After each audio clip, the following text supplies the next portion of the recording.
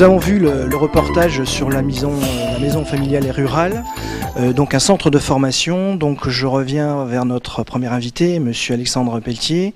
En effet, la formation, un élément essentiel dans le cadre des contrats dits de professionnalisation.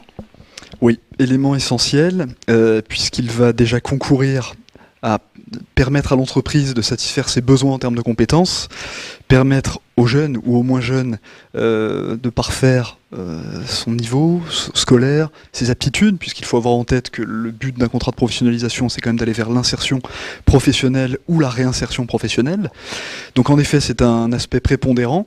Il y a certaines règles, une fois de plus, qu'il faut respecter lorsqu'on aborde l'aspect formation, à savoir que la formation doit respecter un ratio.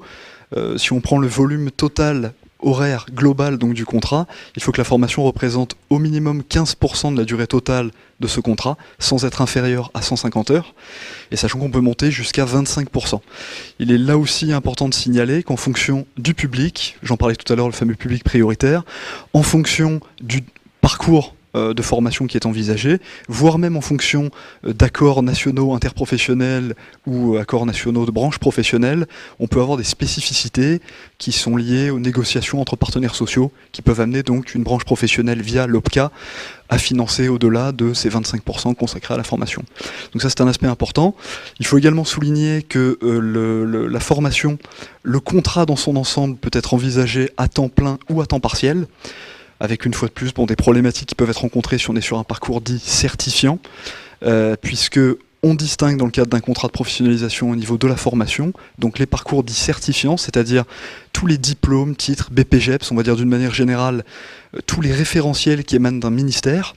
On a également les CQP, certificats de qualification professionnelle, mais on peut également s'orienter vers des parcours qualifiants, qui ne débouchent donc ni sur un titre, un diplôme particulier, qui vont déboucher sur une attestation de formation professionnelle et qui vont permettre de monter et d'aller davantage vers des contrats sur mesure, adaptés aux besoins réels de l'entreprise et aux besoins également réels de formation du jeune. Monsieur Pelletier, merci de ces informations et de ces précisions. Nous allons à présent, toujours dans cette idée d'être au cœur du vécu, retrouver deux jeunes. Ils s'appellent Julien et Marion. Encore un témoignage sur leur vécu dans le cadre des contrats de professionnalisation.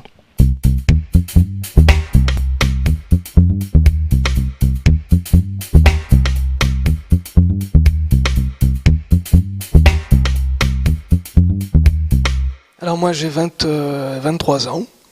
Donc j'ai un bac, je suis titulaire d'un bac littéraire que j'ai effectué sur Marseille. Et ensuite je suis parti sur Paris pour effectuer une formation d'agent d'accueil et d'information dans un centre spécialisé pour personnes malvoyantes et non-voyantes. Je suis actuellement scolarisé à l'IFTE de Salon de Provence.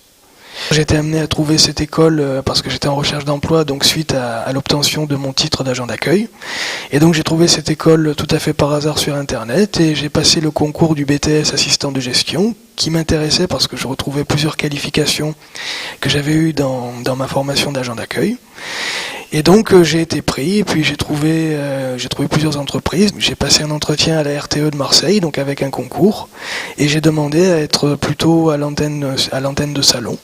Ce qui a été accepté, donc j'ai eu un entretien là-bas, la médecine du travail, et puis là j'attends de pouvoir y rentrer. Alors j'ai 21 ans, j'ai fait un BEP et un bac professionnel en accéléré, et ensuite j'ai recherché donc une école pour apprendre donc un métier, espérer avoir surtout un emploi derrière, un emploi stable, et j'ai choisi le contrat pro parce que ça allie, je pense, théorie et pratique. Et je pense que c'est très important, c'est très avantageux et pour les jeunes et pour les employeurs. Je pense que c'est vraiment la meilleure démarche. Donc je suis à la même école que Julien, à l'IFTE. L'école standard avec les cours, ça ne me convenait pas du tout, parce que justement je pense que pour apprendre un métier, il faut le pratiquer. La mission locale m'a suivie, c'est la mission locale qui m'a aidée à trouver le centre de formation où j'ai fait mon BEP et mon bac pro. Ouais. Et voilà, c'est eux qui m'ont aidée. Les missions locales sont là pour tous les jeunes qui cherchent un petit peu la meilleure solution. D'accord. Et ils nous montrent un petit peu, voilà, ils font pas des choix pour nous, mais ils nous montrent vraiment ce qui est peut-être le plus adapté à notre situation. On en vient à une espèce d'hypocrisie qui revient à dire je vais engager une personne handicapée, mais pas forcément pour ses qualifications, mais parce que tout simplement j'ai besoin d'une personne handicapée pour mon quota, donc je vais embaucher telle ou telle personne. Je me suis vite rendu compte de la difficulté qu'on pouvait avoir pour trouver un employeur. Je pense qu'il faut être aidé par l'école et qu'il faut bien choisir l'école. Parce que voilà, on peut être lâché dans la nature et c'est vrai que seul, surtout quand on n'a pas une grande expérience de l'emploi, ça peut être difficile. Je pense qu'il faut s'y prendre à l'avance, pas attendre le dernier moment et se dire je vais passer l'été. Il faut s'y prendre à l'avance, bien réfléchir sur ce qu'on a envie de faire et vraiment en parler et mettre les choses au clair avec l'école et avec le patron dès le départ de nos attentes et voir véritablement les attentes du patron. Et surtout ne pas hésiter, si on voit que vraiment ça ne va pas, à en parler à l'école. Et si vraiment rien ne peut se résoudre comme ça, à changer de patron. J'aurais quelques dernières petites choses à dire et puis un appel à lancer au patron d'entreprise qui éventuellement serait susceptible d'avoir, par exemple, je prêche pour ma paroisse, mais pour mon handicap, parce que c'est vrai que là, il en est question. Donc, il faut vraiment être conscient qu'une personne handicapée n'est pas un poids pour l'entreprise, parce que quand on veut aménager des locaux, ce n'est pas compliqué, et si on se renseigne, on peut. Mon entreprise en est la preuve vivante. Eh bien, merci Julien, merci Marion de nous avoir accompagnés, d'avoir partagé votre expérience avec nous. On vous souhaite bonne chance pour la suite, et on vous dit à bientôt. Merci.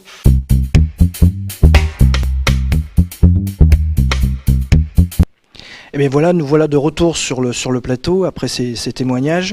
En effet, il est beaucoup question de patron, donc nous allons à présent aborder l'aspect de l'entreprise. Alors pour cela, je vais me tourner vers Géraldine Jossuan. Vous êtes donc, vous représentez le groupe Coralis et vous êtes coordonnatrice ressources humaines. Alors évidemment, la question c'est quels sont en effet les intérêts à la fois pour le salarié et pour l'employeur d'intégrer ce type de contrat. Alors bonjour, donc tout d'abord nous sommes un cabinet conseil en ressources humaines avec une particularité, nous avons créé et nous animons des groupements d'employeurs sur la France entière. Donc sur la région Bouches-du-Rhône, Gélite Sud-Est, donc un groupement d'employeurs spécialement en logistique et nous recrutons exclusivement par le biais de contrats de professionnalisation d'une durée de 12 à 18 mois sans critère d'âge. Et donc l'avantage pour nos salariés c'est vraiment d'être formés sur le terrain puisqu'il y a une grosse part de formation technique sur le poste, mais également d'avoir une formation théorique pour pouvoir élargir leurs connaissances et les faire monter en compétences, et en même temps travailler et occuper un emploi réel sur le terrain. Plusieurs profils sur ce type de contrat.